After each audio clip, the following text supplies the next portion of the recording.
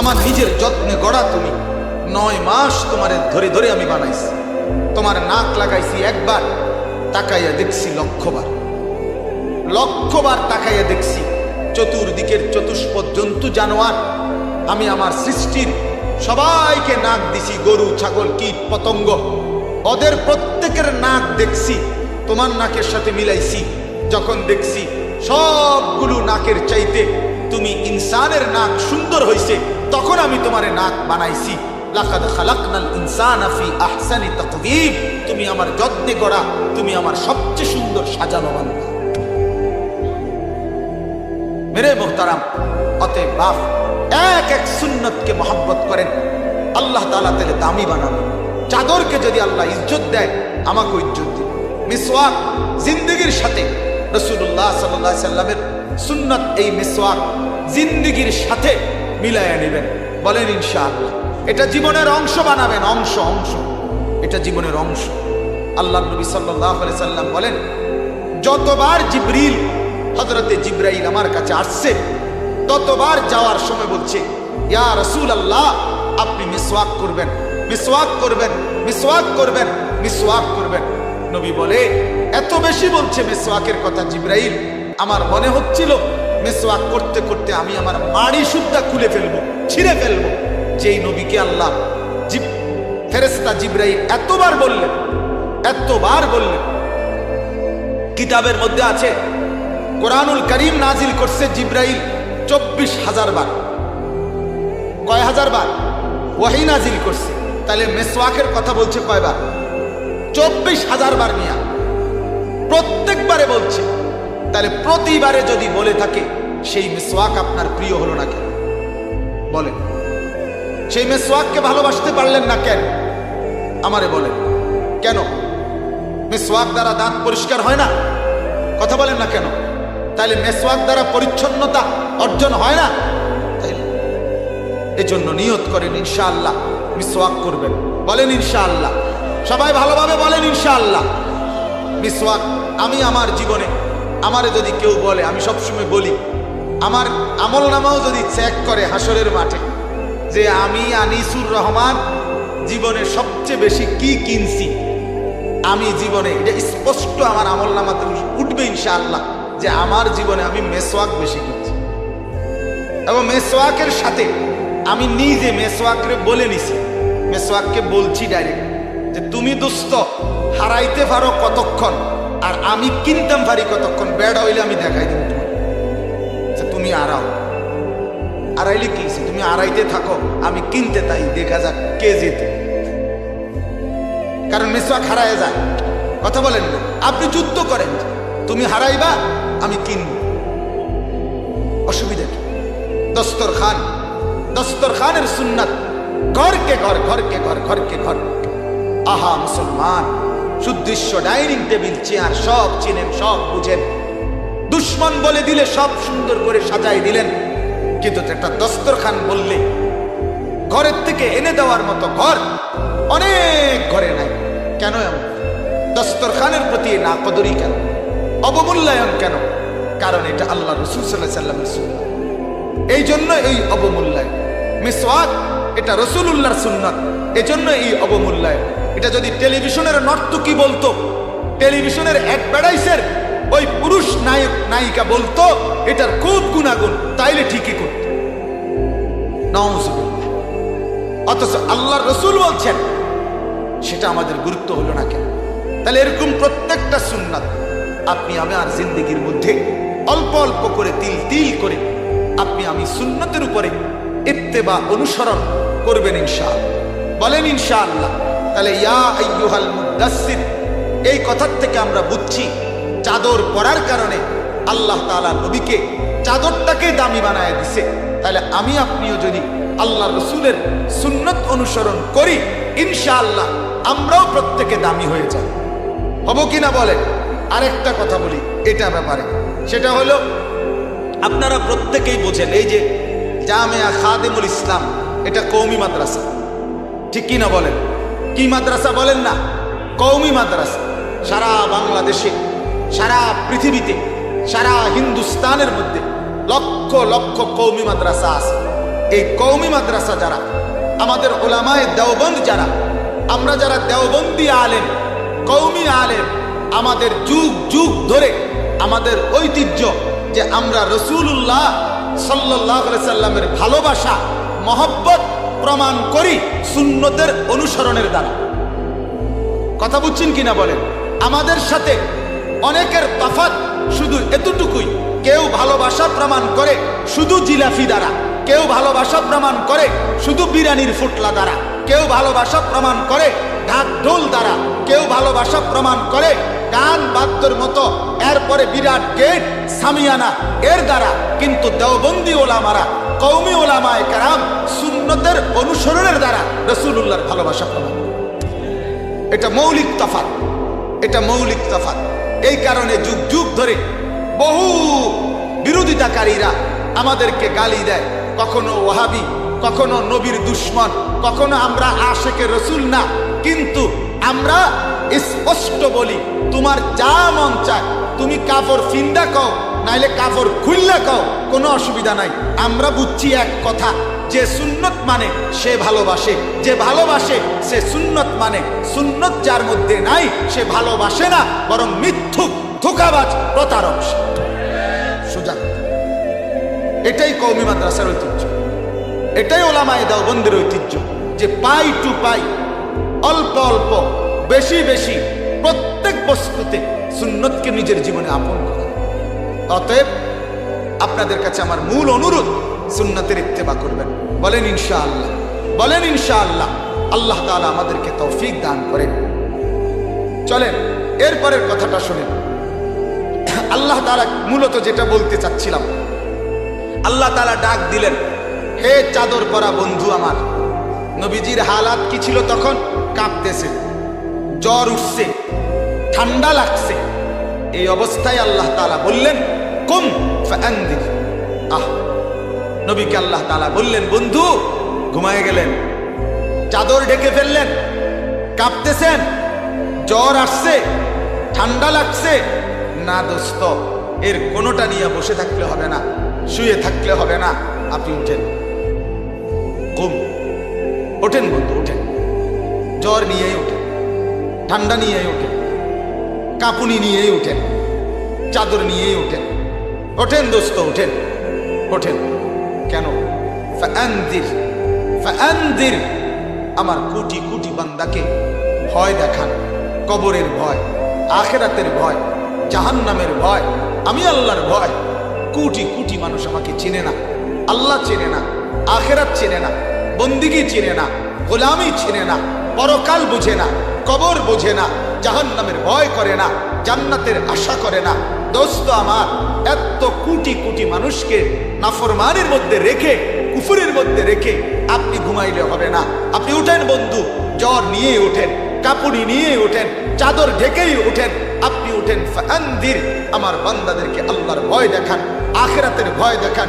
সেই যে মুহাম্মদে আরবি সাল্লাল্লাহু আলাইহি সাল্লাম উঠলেন, 23 বছর কেবল বলতেই থাকলেন, ডাকতেই থাকলেন, আহ্বান করেই বলেই কবি ইধার কবি উধার, কবি জমি पर कभी আরশ पर, কবি দর বদর, মুঝে কোই ঘর নেই। নবী যেন এমন করলেন, কখনো এদিকে, কখনো সেদিকে, কখনো নিচে, কখনো উপরে, কখনো দুয়ারে দুয়ারে। যেন আল্লাহর নবী মক্কার দুয়ারে দুয়ারে, ঘরে ঘরে গিয়ে বললেন, ও মক্কাবাসী, ও আমার এলাকাবাসী, মুঝে কোই ঘর নেই, আমার কোনো ঘর নাই। আমি আল্লাহর পথে আহ্বান করছি, ফিরে আসো আল্লাহর দিকে, ফিরে আসো আখিরাতের দিকে। ভয় করো কবরকে, ভয় করো জাহান্নামকে, ভয় করো আল্লাহর আযাবকে। সেই যে বলে গেলেন আল্লাহর নবী, 23 বছর জিম্মাদারি দিয়ে গেলেন সাহাবায়ে কেরামকে, সাহাবায়ে কেরাম জিম্মাদারি দিয়ে গেলেন পরবর্তীদেরকে। সেই পরবর্তী দিকে ধীরে ধীরে আজকে পর্যন্ত উলামায়ে কেরাম সেই মহান জিম্মাদারি কাঁধে নিয়ে উম্মতের দুয়ারে দুয়ারে আল্লাহর কথা, আখিরাতের কথাই ফিরে করছে। ঠিক কিনা বলেন না? অতএব আমার বাপ, এখান থেকে আমি এবার আপনাদেরকে যে কথা বুঝাইতে চাই, কুম ফাআনদির। আল্লাহ বলে, বন্ধু প্রত্যেক অবস্থায় বিশ্রাম নিলে হবে না, ক্লান্ত হলে হবে না, বিরক্ত হলে হবে না, শুয়ে গেলে হবে না। দোস্ত উঠেন, আল্লাহর পথে ভয় দেখান, আখিরাতের পথে ভয় দেখান, কবরের ভয় দেখান, জাহান্নামের ভয় দেখান। আমার বাপ এই কথার দ্বারা সেই যে নবীকে আল্লাহ দায়িত্ব দিয়েছেন, ঠিক সাথে সাথে আল্লাহ তাআলা একই জিম্মাদারি আমাদেরকেও দিয়েছেন। আল্লাহ তাআলা আমাদেরকেও বলছেন উখরিজাত লিন-নাস, উম্মতে মুহাম্মদী, আমি আল্লাহ তোমাদেরকে মানুষের জন্যই বানিয়েছি। চারটা শব্দ মনে রাখবেন। আল্লাহ নবীকে বলছে ওমা আরসালনাকা ইল্লা কাফাতাল লিন-নাস, নবী আপনাকে রাসূল বানিয়েছি কাফাতাল লিন-নাস, সমস্ত মানুষের জন্য। এক, কোরআনকে আল্লাহ বলছে হুদাল লিন-নাস, সমস্ত মানুষের জন্য হেদায়েত। কাবা ঘরকে আল্লাহ বলছে হুদিয়া লিন-নাস, সমস্ত মানুষের জন্য হেদায়েতের মার্কাজ। আমাকেও আল্লাহ বলছে উখরিজাত লিন-নাস, সমস্ত মানুষের জন্য তোমাকে বের করেছি। আল্লাহ যেন বলছে আনিস, আমার বন্ধুকে আমি সব মানুষের জন্য বানাইছি, আমার কোরআন আমি সব মানুষের জন্য দিয়েছি, আমার কাবা সব মানুষের জন্য দিয়েছি, আখেরি বন্ধুর উম্মত তোমাকেও আমি সমস্ত মানুষের জন্য বানাইছি। উখরিজাত লিন-নাস, নবী আমার কাফাতাল লিন-নাস, কোরআন আমার হুদাল লিন-নাস, কাবা আমার হুদিয়া লিন-নাস, আমি উখরিজাত লিন-নাস। একই শব্দ, লিন-নাস, মানুষের জন্য, মানুষের জন্য। এজন্য দোস্ত, এই দ্বিতীয় আয়াত থেকে বক্তব্য এটা, আল্লাহর নবী সাল্লাল্লাহু আলাইহি সাল্লাম বিশ্রাম করে নাই। 23 বছর দিবা নিশি বলেই গেছে, ডেকেই গেছে।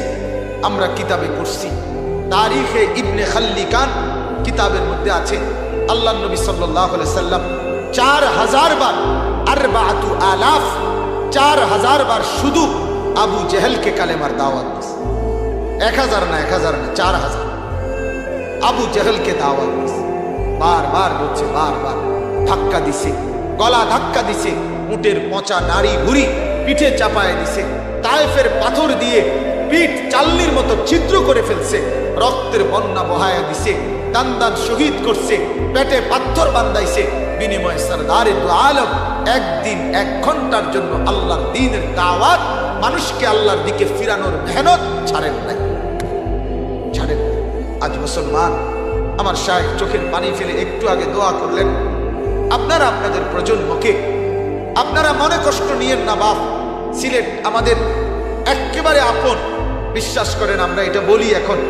আমার শায়েখ আমাদের ঘর থেকেও হাসাহাসি করে, মজাক করে যে সিলেটে কি, তা শুধু সিলেটে কি, আমি শুক্রবার রাতে আসছি, এখানে এখনো আসি, এটাই ঘর, এখানেই রাত, এখানেই দিন, এখানেই ঘুরছি।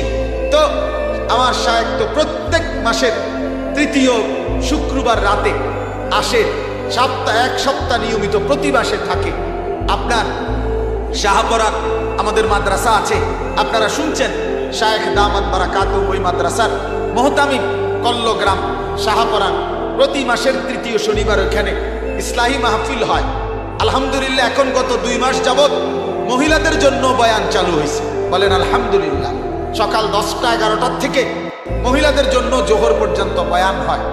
তো আমার বলার উদ্দেশ্য হলো, আমরা আপনাদেরকে হৃদয় দিয়ে ভালোবাসি, মহব্বত করি, আল্লাহর জন্যই ভালোবাসি। এই ভালোবাসার দাবিতে আমরা শুধু এই কথাটাই বুঝাইতে চাই, আপনারা আপনাদের জেনারেশন, আপনারা আপনাদের প্রজন্মের জন্য শুধুই কেবল ইউরোপের স্বপ্ন না দেখে আল্লাহর দ্বীন, কোরআন ও সুন্নাহ, আখিরাতের ফিকির, এটা কলিজার মধ্যে বসাবেন কিভাবে? আল্লাহর দোহাই, এই ফিকির আপনি পুরাপুরি করেন, এটা পুরাপুরি করেন। ফাআনদির, স্ত্রীকে জাহান্নামের ভয় দেখান, ছেলেকে জাহান্নামের ভয় দেখান, মেয়েকে জাহান্নামের ভয় দেখান, আখিরাতের ভয় দেখান। এটা বড় জিম্মাদারি। আজ সবাই মিলে যদি প্রত্যেকে শুধু নিজের দুনিয়ার উপার্জন নিয়ে ভাবেন, আখিরাত ভাববেন কখন? পরকাল ভাববেন কখন? সন্তান আদিকে যদি শুধুই কেবল উপার্জনমুখী করে ছেড়ে দেন, এরপরে তার ঈমান, আমল, আখিরাত, পরকালের ফিকির করবে কি? ঘরকে ঘর, ফজরের নামাজ পড়ে না, ঘরকে ঘর, শত শত মুসলমানের যুবক যুবতী, ছেলে মেয়ে মাসের পর মাস, দিনের পর দিন ফজরের নামাজ পড়ে না। আপনি বলেন এই উপার্জনের কি অর্থ আছে? এই ইউরোপ, এই লন্ডন, এই ইটালি, এই বাংলাদেশে এই সিলেট এর কি অর্থ আছে? কি অর্থ আছে বলেন? আমার কি অর্থ আছে?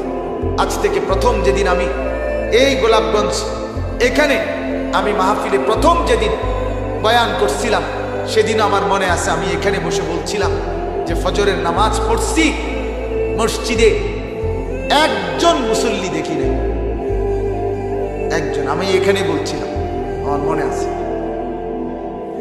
আল্লামা মাহফুজুল হক দামাত বারাকাতুহু হুজুর আসছিলেন এক জায়গায়, ফজরের নামাজ পড়ছি মহল্লার, একজন মুসল্লি নেই। জাতির পতন, জাতির বরবাদি, আমাদের বরবাদি কোথায় নিয়ে গেছে? আমরা শুধুই দুনিয়ামুখী, আমরা শুধুই দুনিয়ামুখী, শুধুই টাকা, শুধুই বাড়ি, শুধুই গাড়ি, শুধুই সম্পদ, শুধুই নগদ মুনাফা, শুধুই নগদ অর্থ। আমার বাপ আল্লাহর ভয় দেখাবে কে? আখেরাতের ফিকির করবে কে? কবরের ফিকির করবে কে? বাপ গুনাহ থেকে বাঁচাবে কে? আমার মা বোনদেরকে হযরত এটা বলতেছিলেন দোয়ার মধ্যে, আপনারা শুনছেন কিনা? অর্থাৎ গতকালকেও এয়ারপোর্ট থেকে হযরত ঢাকা গেছে, আজকেও ওই এয়ারপোর্টে নাইমা ঢাকার থেকে আসছে। এটাই বুঝাইছে যে আমি নামছিও গেছিও, কালকে দুইবারই দেখছি যে এই ইউরোপমুখী সন্তান, সবার কথা বলি না, সবাই নষ্ট হয়ে গেলে সূর্য উঠতো না, চাঁদ উঠতো না, কিন্তু আকসারের কথা বলতে চাইছে, এটাই বলতে চাইছে যে ছেলে ছেলে ফুটফুটে ছেলেদেরকে চলাফেরা, চেহারার রং রং দেখলে বোঝা যায় না ঈমান ইসলামের কোন চিহ্ন নমুনা আছে। তাহলে এর পরিণতি কোথায় গিয়ে থামবে? এর ভবিষ্যৎ কোথায় গিয়ে থামবে? কুম ফাআনদির। এজন্য ওঠেন, এজন্য দাঁড়ান, ফিকির করেন। আপনি একজনই ফিকির করেন, একজনই যদি ভাবেন আমি আমার দেশকে বাঁচাবো, আমার জাতিকে বাঁচাবো, আমি আমার ঘরকে বাঁচাবো জাহান্নাম থেকে, আখিরাতের থেকে, পরকাল থেকে, কবরের আযাব থেকে। এটা রাসূলুল্লাহর মিশন। প্রথম দিন আল্লাহ তাআলা নবীকে বলছে ফাআনদির, আপনি ভয় দেখান, আপনি ভয় দেখান বন্ধু, আল্লাহর ভয়, আখিরাতের ভয় দেখান। এজন্য সন্তান, পরিবার, নিজের পরিমণ্ডলের প্রথম জিম্মাদারি, আপনার আমার জিন্দেগির প্রথম ডিউটি, আমি এবং আমার চতুর্পাশের যারা, তাদেরকে আল্লাহর ভয়, আখিরাতের ভয় দেখানো। যেই মেহনত রাসূল করেছেন সেই মেহনত আমার, ঠিক কিনা বলেন না? সেই দায়িত্ব আমারও। আমার আপন মা থাকতে, বাপ থাকতে, আমি প্রতিদিন বলি মা বাইচা আছে, বাবা বাইচা আছে, অথচ ছেলে মেয়ে নামাজ পড়ে না, একই ঘরে ঘুমায়, একই জায়গায়। কেমনে মাইনে নেওয়া যায়? কেমনে মেনে নেওয়া যায় বলেন? এরা কি মা, এরা কি বাপ? এদের রাত কাটে কেমনে? এদের চোখে ঘুম আসে কেমন? আমার বড় ভাই একবার ক্লাস 7-এ পড়ার সময় মাদ্রাসায়, প্রথম জীবন সরকারি মাদ্রাসায় পড়তো, তো বন্ধুদের পাল্লায় পড়ে 1.5 মাস আমার বড় ভাই পড়ালেখা বন্ধ করে দিছিল। আমার মা বলছে যে বাবা আমি 1.5 মাস লাগাতার সারা রাত চোখের পানি ফেলে কাঁদছি, মালিকের কাছে বলছি মাওলা আমার প্রথম সন্তান যদি বরবাদ হয়ে যায় তা আমার পুরা ফ্যামিলি বরবাদ হয়ে যাবে। কাজে আল্লাহ তাআলা 1.5 মাস পরে আমার সন্তান নিজেই আইসা বলছে মা আমি আর গ্রামের মাদ্রাসায় পড়বো না, আমি দূরে পড়বো, লক্ষ্মীপুর, নোয়াখালী, টুমচর মাদ্রাসা। সেই মাদ্রাসা, যে মাদ্রাসায় আমার শায়েখও পড়ছেন, আমিও পড়ছি, আমার বড় ভাইও পড়ছেন, সেই মাদ্রাসা। এই যে গেছে 9 বছর পড়ালেখা করে পরে আলহামদুলিল্লাহ যোগ্য আলেমে দ্বীন হয়েছে। তো মার কথা ছিল বাপ আমি ঘুমাই নাই, ঘুমাই। আপনারা অনেকে শুনছেন ইমাম বুখারী রাহমাতুল্লাহ আলাইহি, ইমাম বুখারী আল্লাহর কোরআনের পরে সর্বশ্রেষ্ঠ হাদিসের কিতাব বুখারী শরীফ, ওই কিতাবের যিনি লেখক ইমাম বুখারী, ছোট্টবেলায় 7-8 বছর বয়সে উনি অন্ধ হয়ে গেছিলেন, চোখে দেখতেছিলেন না। ওনার মা একটানা 2.5 মাস চাইতে বেশি ওনার আম্মা সারা রাত সেজদায় পড়ে কাঁদছেন আর আল্লাহকে বলছেন মাওলা আমার স্বামী নাই। ইমাম বুখারীর বাবা ছিল না, আমার স্বামী মারা গেছে, আমার একটাই আদরের ধন, আমি নিয়ত করছি তারে আলেম বানাবো, নিয়ত করছি তারে হাদিস শিখাবো। আপনি আমার ছেলের চোখ নিয়ে গেলেন মাওলা, আমি কোরআন শিখাবো কেমনে, হাদিস শিখাবো কেমনে? আপনি আমার সত্যি বা কামিনা দুনিয়া, দুনিয়ার প্রয়োজন ভুলে যেও না। 2 নম্বরে নবীজি বলছেন তালাবু কাসবিল হালালে ফরিদাতুন বাদাল ফরিদা। নবী বলছে উম্মত, আগে নামাজ তারপরে উপার্জন, আগে রোজা তারপরে উপার্জন, আগে হজ তারপরে কামাই রোজগারি, আগে যাকাত তারপরে কামাই রোজগারি। অর্থাৎ মৌলিক ফরজ ইবাদত পালন করার পর উপার্জনের চেষ্টা করা, সেটা আরেকটা ফরজ, কিন্তু ওইটা আদায়ের পর, ওইটা আদায়ের আগে আখেরাত, আগে ইবাদত, আগে বন্দিগি, আগে হালাল, এরপরে আমার দুনিয়া কামাই করা। এটা যদি আমরা মিলায় নেই, শেখুল হাদিস হযরত মাওলানা জাকারিয়া রাহমাতুল্লাহ আলাইহি ফাজাইলে আমালের মধ্যে লিখছেন যে কমপক্ষে একজন মুমিন দুনিয়া আর আখিরাতের মেহনত যদি অর্ধেক অর্ধেকও না করে তাহলে সে মুমিন না। কেন কয়? দুনিয়ার প্রত্যাশার সর্বোচ্চ আল্লাহ বলছে এতটুকু যে রব্বানা আতিনা ফিদ দুনিয়া হাসানা ওয়া ফিল আখিরাতি হাসানা। এখানে অর্ধেক অর্ধেক করে দিছে আল্লাহ। অর্থাৎ তুমি বলো যে আল্লাহ আমাকে দুনিয়া যা উত্তম তা দেন, আখিরাতে যা উত্তম তাই দেন, তাহলে সমান সমান দুনিয়া যা চাইবা আখিরাত তাই চাইবা, আখিরাত যা চাইবা দুনিয়া তাই চাইবা। তাহলে কমপক্ষে অর্ধেক অর্ধেকের বেশি, এর থেকে নিচে নামানো যাবে না আখিরাতকে। উচিত তো আখিরাতের বেশি ফিকির করা। এত্রু যদি না পারো তাহলে সমান সমান বানাও, সমান সমান। বলেন তাহলে আমাদের দুনিয়ার ফিকির আর আখিরাতের ফিকির সমান সমান? কথা বলেন না, সমান সমান। আখিরাত নিচে নামাই দিছি। যুবক ছেলেদের চলাফেরা দেখলে বুঝাই যায় না এরা আখিরাত চিনে, পরকাল চিনে। এই জন্যই দুশ্মন অনেক দিন পরে এটা দেখছে। দুশ্মন আজকে 5-7 বছর দেখে নিছে আগে যে মুসলমানের যুবক, মুসলমানের কিশোর, মুসলমানের তরুণ তার পুরা জীবন মোবাইল, ফেসবুক, ইউটিউব এটার উপরে জিন্দেগি উৎসর্গ করে দিছে। রাত কাটে, দিন কাটে, সকাল কাটে, দুপুর কাটে, হাসে কান্দে, জামা প্যান্ট, চলা ফেরা, চুল মোস সব কিছু ওই ফেসবুকের আব্বা যেটা বলে ওইটা, ওই ফেসবুকে যেটা বলে এটা। সারা দিন সারা রাত এই বড় মোবাইল দেখে দেখে। এটা কি রোগ? আমার মনে হয় ডায়াবেটিস, গ্যাস্ট্রিকের চাইতে জঘন্য রোগ। যেখানে দাঁড়াবে কুত্তা হোক শুয়োর হোক লগে এটার লগে ছবি উঠে। এটা কি? ছাগল কি এরকম ছাগল হয়নি? মানুষ পাগল কি এরকম পাগল হয়নি? যেখানে যায় ছেলে পেলের এটা একটা মাতলামি নেশা হয়ে গেছে। ছবি উঠে, শুধু ছবি, শুধু ছবি, শুধু ছবি, শুধু ছবি, শুধু ছবি।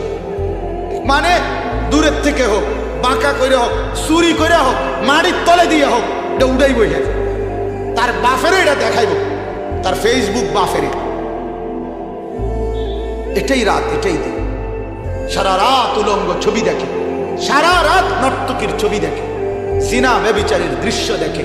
মা পাশের রুমে ঘুমায়, বাবা পাশের রুমে ঘুমায়, লেফ কম্বলের নিচে উলঙ্গ ছবি দেখে। তখন দুশ্মন যখন দেখছে যে মোটামুটি প্রজন্ম গুনার মধ্যে ডুবে গেছে, এই জন্য বুঝছে প্রজন্ম তো এই জেনারেশন কোরআন থেকে দূরে সরে গেছে, এই জন্য একবারে পাঠ্যপুস্তকের মধ্যে, বইয়ের মধ্যে লেখা দিছে তুই আর মানুষ না, তুই বান্দর।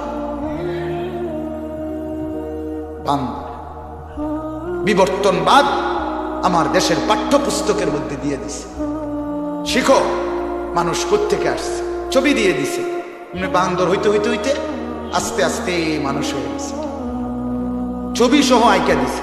পিছন দিয়া মানুষের পিছনে আরো বিভিন্ন প্রাণী, এগুলো আস্তে আস্তে এরপরেরটা যেটা, এটার নাম মানুষ। আচ্ছা, এরপরে লিঙ্গ বৈষম্য উঠায় দিতে চাইছে। কি লিঙ্গ বৈষম্য মানে কি? নারী আর পুরুষ। আপনারা জানেন নারী আর পুরুষ, অর্থাৎ পুরুষ আর নারীর যে 2 ভাগ, এটা তারা অস্বীকার করছে যে না, নারী পুরুষের কোনো পার্থক্য নাই। প্রত্যেক ব্যক্তি নিজেকে যখন যা মনে করে তখন সে তা। হ্যাঁ হ্যাঁ, হাস্যের নামিয়া এটাই কথা। হেরা লিখছে, এবার প্রভু গল্প লিখে দিছে। শরীফ ছেলেটার নাম। সে আপনার হঠাৎ করে একদিন ভাবছে আমি তো মেয়ে, তো এখন সে বেশভূষা বদলাইয়া সে এখন জিজ্ঞাসা করলে বলতেছে আমার নাম শরীফা। আগে আসিলাম আমি বালতি, এখন হয়ে গেছে আমি বদনা।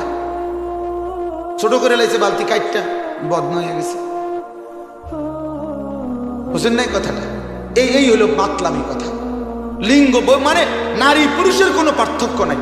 যখন যা মনে করে নিজেকে তাই, এটাই নাকি প্রগতি, এটাই নাকি আধুনিকতা। লানত মারি তোর প্রগতি, অভিশাপ দিলাম তোর এই আধুনিকতার উপর। নাউজ নাউজ। বোরকাওয়ালি নারী স্পষ্ট বইতে বুঝায় দিছে, বোরকা পরা মহিলা সে হইল ভূতের মতো ভূত। এই গল্প পর্যন্ত লিখছে, বোরকা পরা মহিলা প্ল্যাটফর্মে রেলওয়ের স্টেশনের মধ্যে বসে আছে, সেখানে 4-5 জন বোরকাওয়ালা মহিলা মাথা নুয়ে বসে আছে, আর ওই রেলওয়ের প্ল্যাটফর্মের কুলি বস্তা মনে করে লাথি দিছে। এটা এবছরের পাঠ্যপুস্তকের গল্প। হ্যাঁ মুসলমান, এটা রাজনীতি না, আমরা রাজনীতির মানুষ না, কিন্তু ইমান ইসলামের পাহারাদার। হযরত বলছেন, স্কুলের ভাইয়েরা, স্কুলের ছেলে মেয়ে, কলেজ ইউনিভার্সিটির ছেলে মেয়ে, এরা আমাদের কিনা বলেন না কেন? এরা আমাদের ভাই, এরা আমাদের ভাই। অতএব দয়া করে ফাআনজির ফাআনজির, প্রত্যেকেই নিজকে, নিজের স্ত্রীকে, নিজের ছেলেকে, নিজের মেয়েকে, নিজের পরিবারকে আখিরাতের ভয় দেখান, কবরের ভয় দেখান, জাহান্নামের ভয় দেখান, ঈমান শিখান, ইসলাম শিখান। একটা বাচ্চাকেও কোরআন থেকে বঞ্চিত করবেন না। বলেন ইনশাআল্লাহ, বলেন ইনশাআল্লাহ। একজনকেও না, একজনকে। আমি সবসময় বলি, 3টা ছেলের মধ্যে একটা মাদ্রাসায় দেন, 4টা মেয়ের মধ্যে একটা মেয়ে হলেও মাদ্রাসায় দেন। এই কথা বলা না জায়েজ, না জায়েজ, না জায়েজ। আমি বললাম, এটা আমার ফতোয়া, এটা বলার কোনো সুযোগ নেই। মুসলমান এ কথা বলার কোনো অনুমতি নাই। নবী বলছেন, আলা কুল্লি মুসলিম, প্রত্যেক মুসলমানের উপরে দ্বীনি ইলম শিক্ষা করা ফরজ। আপনি 7 জন থেকে 1 জন এই সিদ্ধান্ত দেবার অধিকার কে দিল?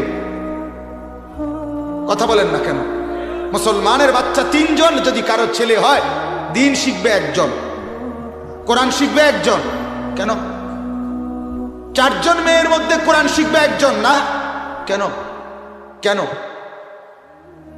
ছেলেকে আপনার যতজন কোরআন শিখবে ততজন, মেয়ে যতজন কোরআন শিখবে কতজন? তাহলে 3 জনে কয়জন? 3 জন।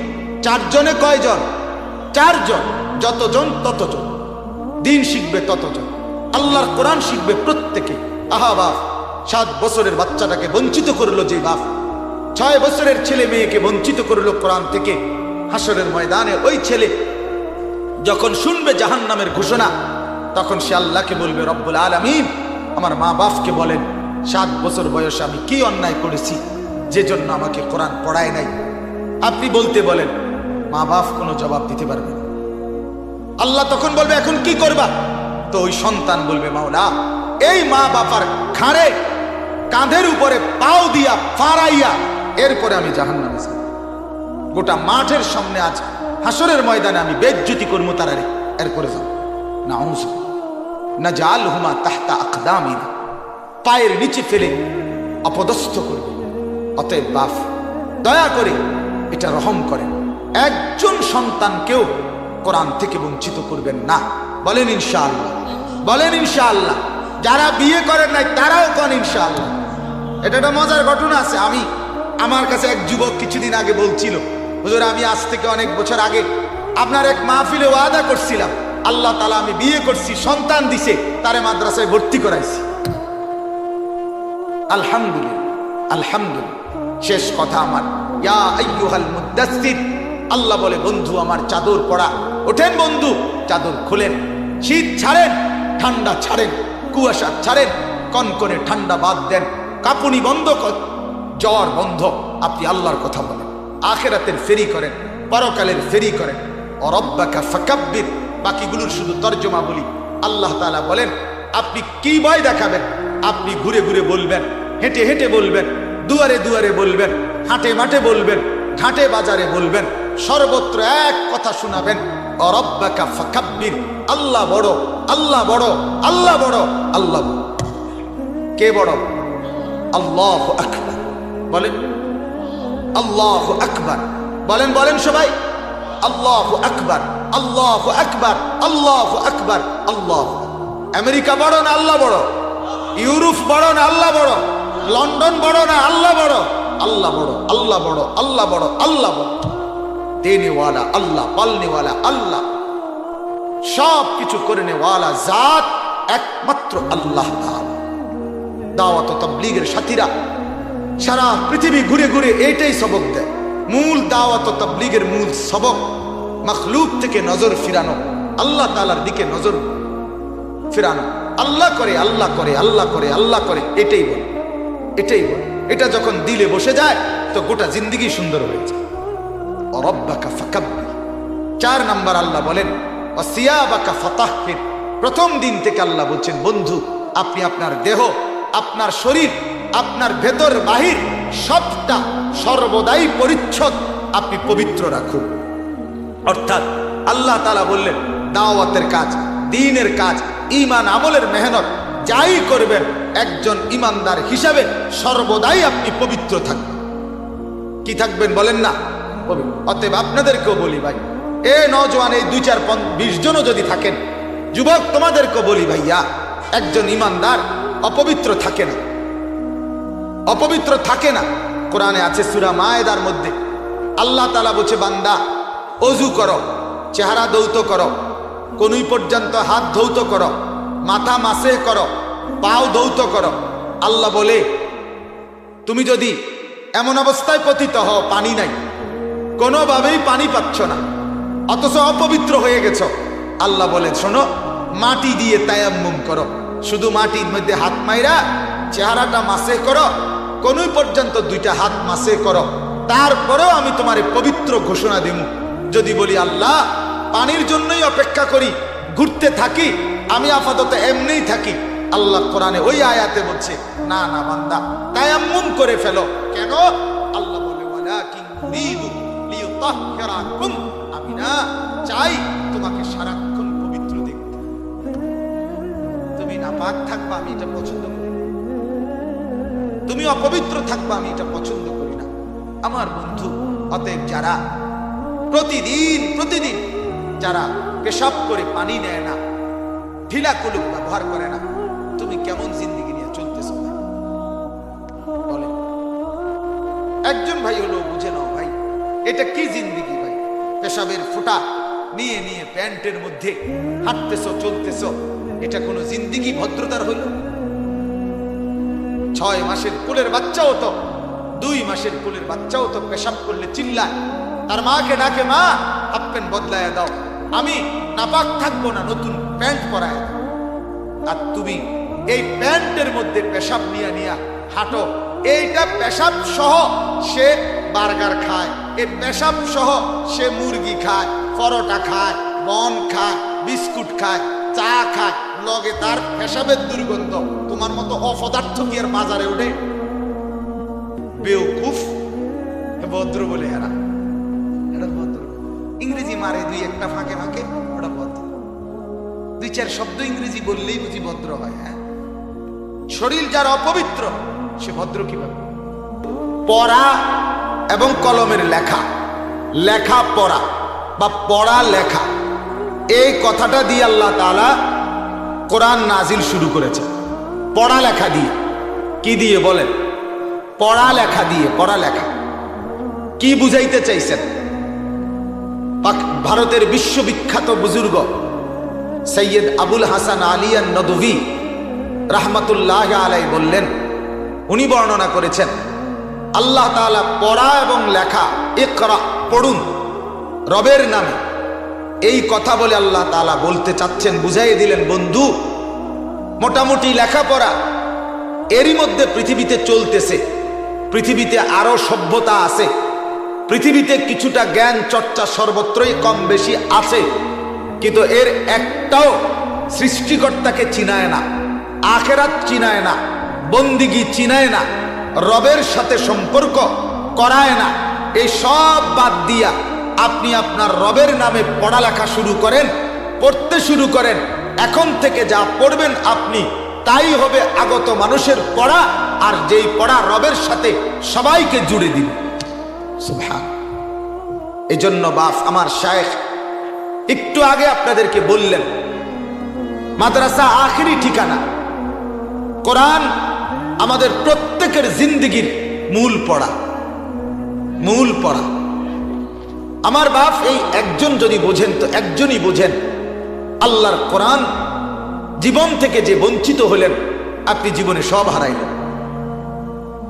আপনি কোরআনুল কারীম পড়তে পারেন না, আপনার ছেলে পড়তে পারে না, আপনার মেয়ে পড়তে পারে না, আপনি নিজে পড়তে পারেন না।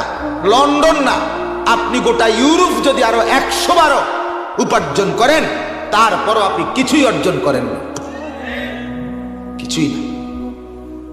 পড়া ওইটাকেই বলে রবের নামে যেটা হয়, লেখা ওইটাকেই বলে রবের নামে যেটা লেখা হয়। অন্য কোন পড়া, অন্য কোন লেখা আল্লাহ তাআলা প্রথম নাজিল করে বুঝাই দিছে, বন্ধু পড়বেন এখন থেকে আমার নামে, লিখবেন এখন থেকে আমার নামে, পড়ালেখা চলবে আমি রবের নামে।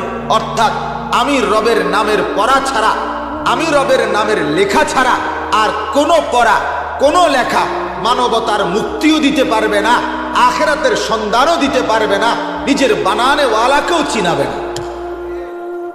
আর এটাই হলো, এটাই হলো, এটাই বাস্তবতা।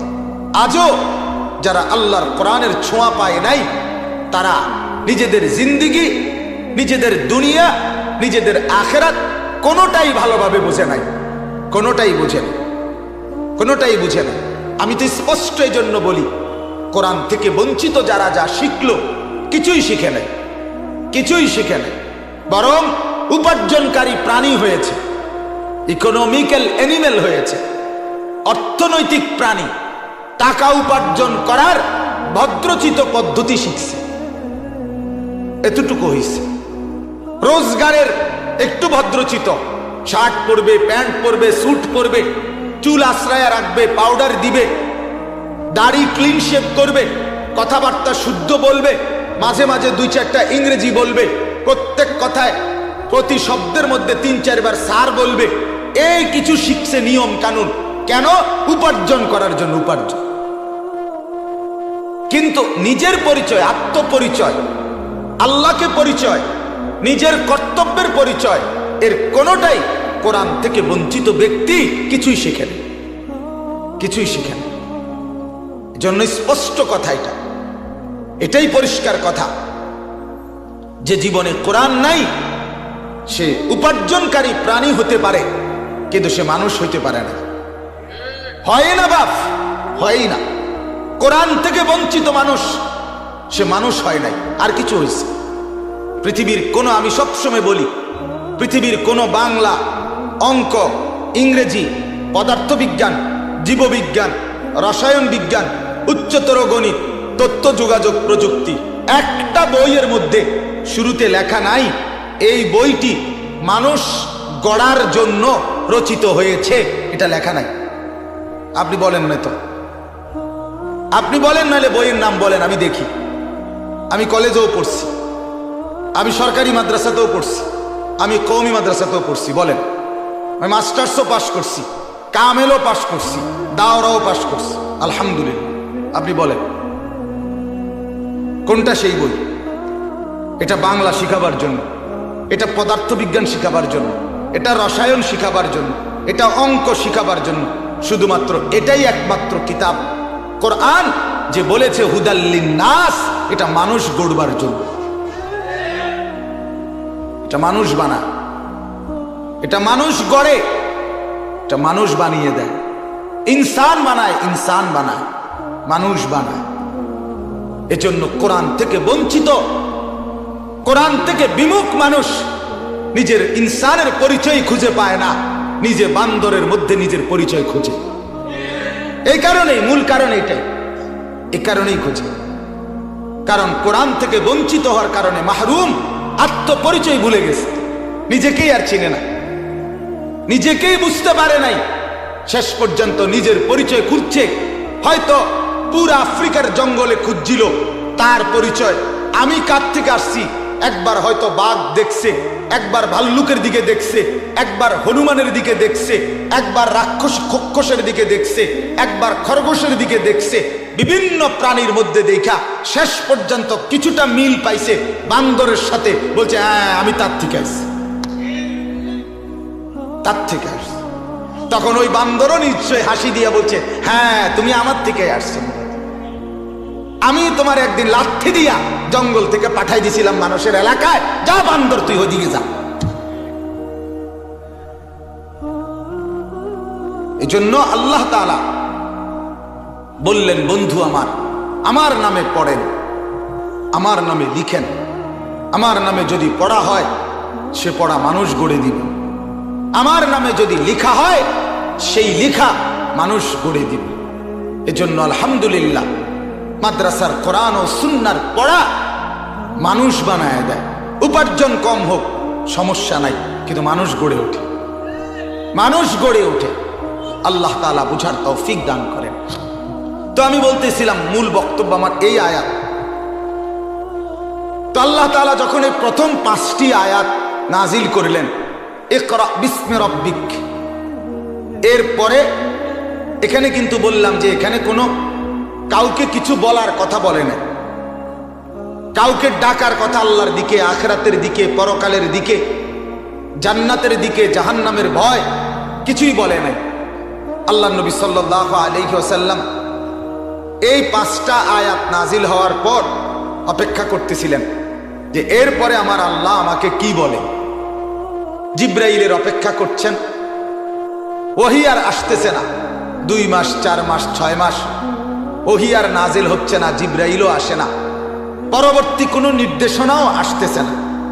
তাফসীরের মধ্যে আছে আল্লাহ নবী সাল্লাল্লাহু আলাইহি ওয়াসাল্লাম ভীষণ মর্মাহত ছিলেন, ভীষণ পেরেশানিতে ছিলেন। হায় আমার মুনিব, আর কিছু বলছেন না কেন? হায় আমার কাছে ওই জিবরিল যিনি আসছিলেন সে আসছে না কেন? তো অপেক্ষা করতেছেন, অস্থিরতা, পেরেশানি। আল্লাহ নবী সাল্লাল্লাহু আলাইহি ওয়াসাল্লাম হাঁটেন, চলেন, আর মনে মনে সারাক্ষণ ভাবেন সে আসে না কেন, আল্লাহ নতুন বিধান দিচ্ছে না কেন।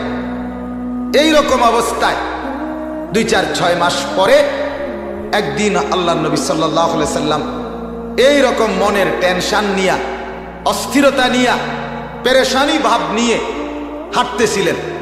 ঠিক এই টাইমে শুনতে পেলেন উপর থেকে কেউ যেন ডাক দিয়েছে, ইয়া মুহাম্মদ, হে মুহাম্মদ। আল্লাহ নবী সাল্লাল্লাহু আলাইহি ওয়াসাল্লাম চেহারা মোবারক উপরের দিকে তুললেন, দেখতে পেলেন আসমান এবং জমিনের মাঝামাঝি জায়গায় হযরতে জিবরিল আলাইহিস সালাম তার 600 ডানা বিশিষ্ট যেই মূল আকৃতি, ওই মূল চেহারা নিয়ে একটি চেয়ারের মধ্যে বসা আছে।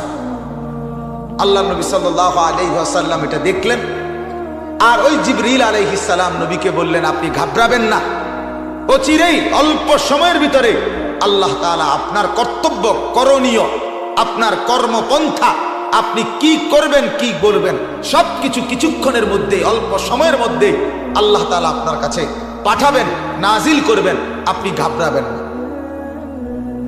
একথা বলে অদৃশ্য হয়ে গেলেন। আল্লাহ নবী সাল্লাল্লাহু আলাইহি সাল্লাম প্রথমবারের মতো, মানে প্রথমবার ওই 5টা আয়াত যখন নাজিল হয়েছিল তখনও আল্লাহ নবী সাল্লাল্লাহু আলাইহি সাল্লাম, জিবরিল প্রথম আসছে এবং আল্লাহ নবীকে জড়িয়ে ধরে খুব চাপ দিছে। এই প্রথমবারে নবীজি সাল্লাল্লাহু আলাইহি সাল্লাম ভীষণ কাঁপছিলেন।